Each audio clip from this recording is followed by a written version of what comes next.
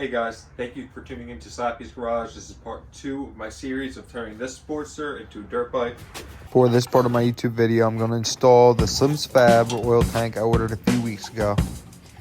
Slim includes a small set of reminders, including padding out your battery box, quarter MPT threads for the oil lines, red Loctite on all the mounting hardware, and washing out the tank before use. The mounting points are very simple. It's 3 points to the tank, 2 points to the frame, including a clamp in the front and using your rear fender bracket.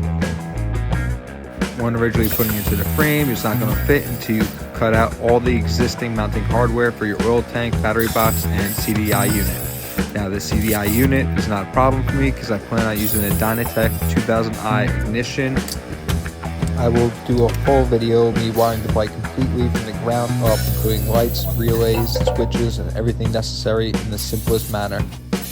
Once everything is cut out of the way using a cutoff wheel, I switch over to a 36 grit grinding disc and clean up all the rough cuts and excess metal on the frame.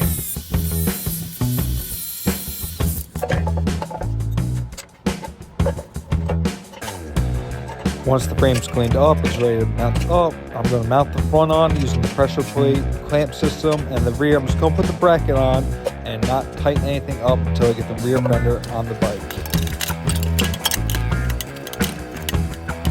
Moving on to the rear fender, my lowbrow tsunami fender gets in the way of the oil tank, and this will go for any stock fender as well. It would just need to be cut a few inches to fit.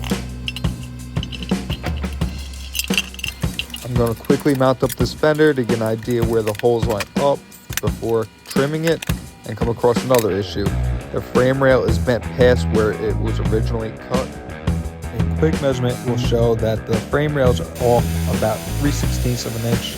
So I'm going to heat up as much as I can. I'm trying to bend it with a pipe wrench.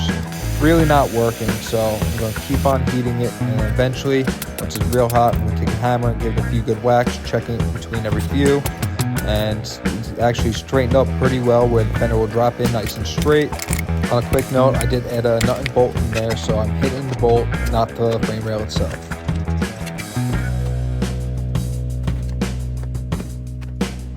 I'm using Slim's bracket as a template of where I need to cut, and then I'm going to take a square just to make sure both sides were even and fill in the rest so I have a clean cutting line.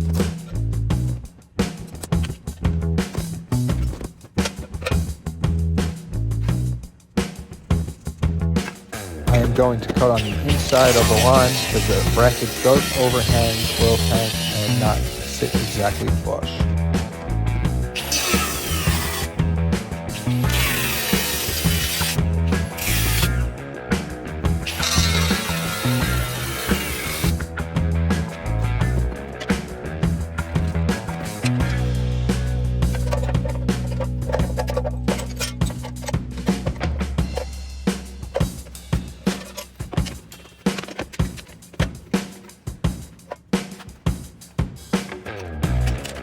The top fit very well, but the sides of the fender were a bit too long, so I'm just going to trim them a little extra this time to be safe, and then after that I'm just going to clean up the rest of the fender with a grinding disc.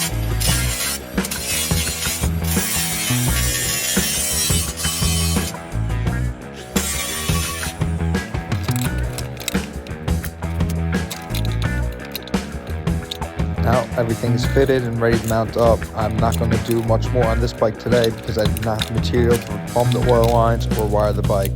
But in upcoming videos I'll show you how to do it just yourself. But for a reference, I will bring you to my other bike on the same tank. On the bottom everything's marked. Your feet come out the left side, return out the right side, and your vent in the middle. So you use 45-degree MPT quarter fittings to hose barbs, and I use Gasolina to seal them up like a Teflon material. It works great on gas tanks, and it worked great for the oil tank too. Now under the seat I have a super small starter relay off a newer Harley, a 1601 anti-gravity battery, which has the most cranking amps I could fit into this small battery box. Up front it was very simple: headlight, Motion Pro stop kill switch. Then I have the coil that came with my Dynatech 2000i, very evenly spaced. This is very minimalistic wiring. You go on the other side, carburetor's off right now, but I have a 3-position switch right under the gas tank. The wires come out from on top of the gas tank, go all the way back down the frame rail, past the oil tank, and down to the Dynatek ignition. On this bike, it was a very rushed job to finish the wiring, so all these wires are exposed, but it could very easily been put through the frame for a much cleaner look. I'm just going to throw the bikes next to each other for comparison compared to the stock oil tank, and it's such an aesthetic boost.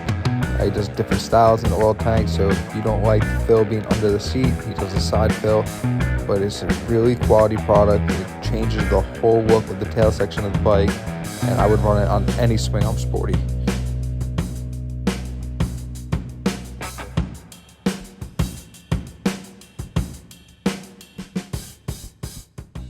Hey guys, thank you for watching Slappy's Garage. This is part 2 of my series. Much more to come. Make sure you like and subscribe down below and catch the next one. See you guys soon.